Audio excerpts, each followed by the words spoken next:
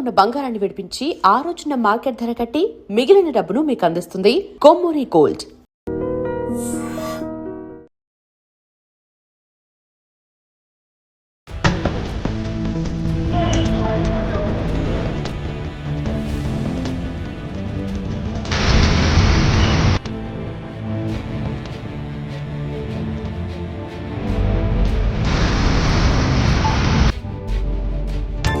Welcome to ITM news. This is Pawan. So breaking news చూస్తున్నారు. Begumpet flyover మీద ఉన్నాను నేను ప్రజెంట్.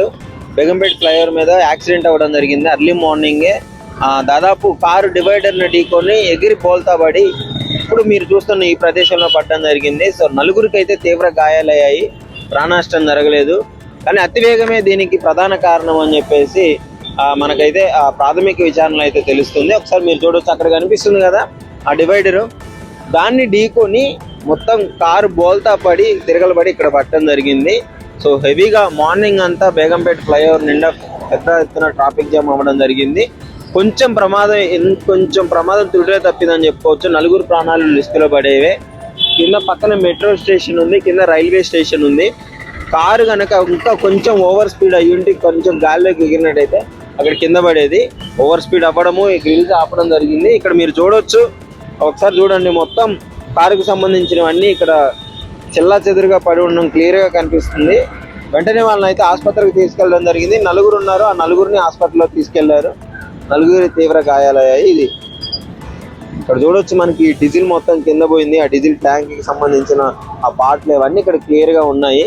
సో అతివేగమే దీనికి ప్రధాన కారణం అని చెప్పేసి చెప్పడం జరుగుతుంది. సో అర్లీ మార్నింగ్ టైంలో ట్రాఫిక్ లేదు కదా అని చెప్పేసి ఓవర్ స్పీడ్లో వచ్చినట్లున్నారు. సో వచ్చిన వెంటనే కారు అక్కడ డివైడర్కి ఢీకొనడము, ఇక్కడ బోల్తా పడడము, హెవీగా మొత్తం ట్రాఫిక్ జామ్ అవ్వడం జరిగింది. సో ఎవరైనా సరే ట్రాఫిక్ లేదు కదా అని చెప్పడము, ఏ టైంలో ఎక్కడ ఏ ఫ్లైఓవర్ మీద కొన్ని రెస్ట్రిక్షన్స్ ఉంటాయి. ఈ ఫ్లైఓవర్ మీద ఇంత వేగంతోనే వెళ్ళాలి, ఈ రోడ్డు మీద ఇంతవరకే వెళ్ళాలని చెప్పి రెస్ట్రిక్షన్స్ ఉంటాయి. ఆ రూల్స్ పాటించినట్టయితే ఏ ప్రమాదం జరగకుండా ఉంటుంది. మోస్ట్లీ ప్రమాదాన్ని అవాయిడ్ చేసేయచ్చు. సో ఈ విధంగా ఎవరు లేరు కదా అని చెప్పేసి ఓవర్ స్పీడ్లో వెళ్ళడము, ప్రాణాల మీదకి తెచ్చుకోవడం కరెక్ట్ కాదని చెప్తున్నారు. పండగ సందర్భంగా కూడా చాలా యాక్సిడెంట్లు జరిగాయి. ఇక్కడ చేవెళ్ళ దగ్గర కావచ్చు. ఇప్పుడు ఈ పండగ సందర్భంగా పండగకి వచ్చి వెళ్ళే వాళ్ళు కూడా యాక్సిడెంట్లో చనిపోయిన దాఖలాలు మనం రీసెంట్గా చూసాము.